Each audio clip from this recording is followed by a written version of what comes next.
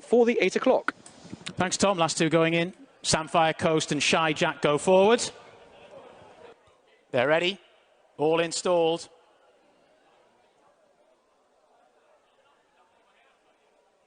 Gates back and they're off and racing. Shy Jack was very slowly away. Also Latent Heat was a little bit tardy from the gates in the racingtv.com handicap division, 1 over a mile. Proclaimer has gone through to just about take it up in the early stages. Carpentier is also prominent there in the light coloured jacket. Right up the inside is Arizona Gold. Looks like Pedestal is pushing forward as well in the yellow and black colours as they make their way through the early stages. They're then followed by Treble Clef, the red cap, the yellow colours. Then Pride of Horridge is up the inside. They're then followed by One Love, who's camped 3 wide, just in the inside of that one. Star Chant, who's pulling very hard.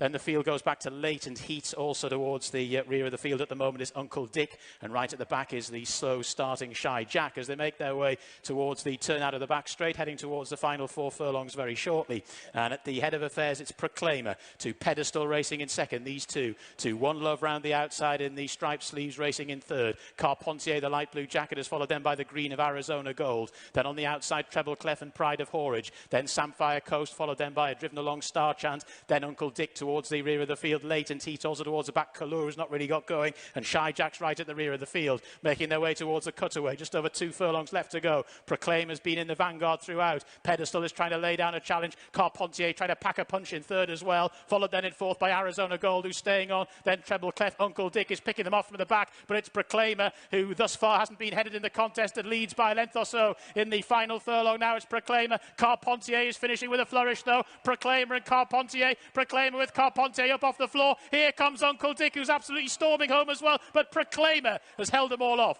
Uncle Dick was second, Carpentier was third, tight for fourth, possibly Pride of Horridge.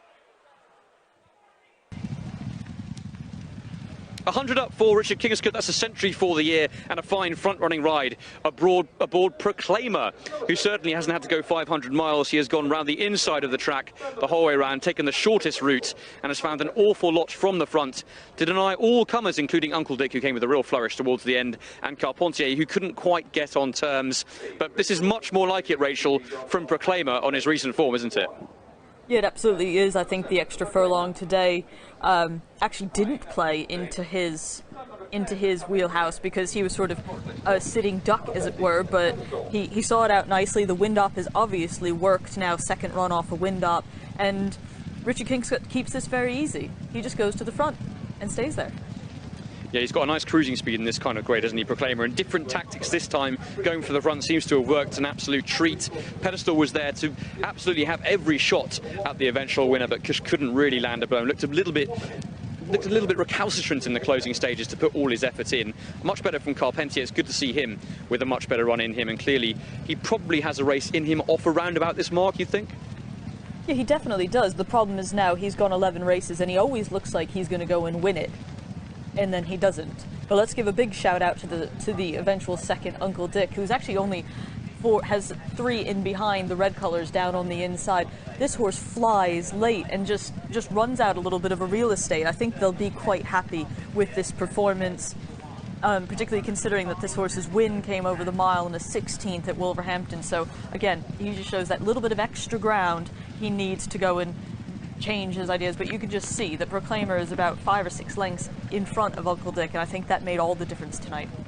Yeah, absolutely. I think a special mention too to One Love, who made an awful lot of ground up around the bend, which obviously is something you don't want to do at Kempton before fading quite significantly. But that mid-race move, I think, is definitely suggestive of something that's going to be a bigger effort to come at some point.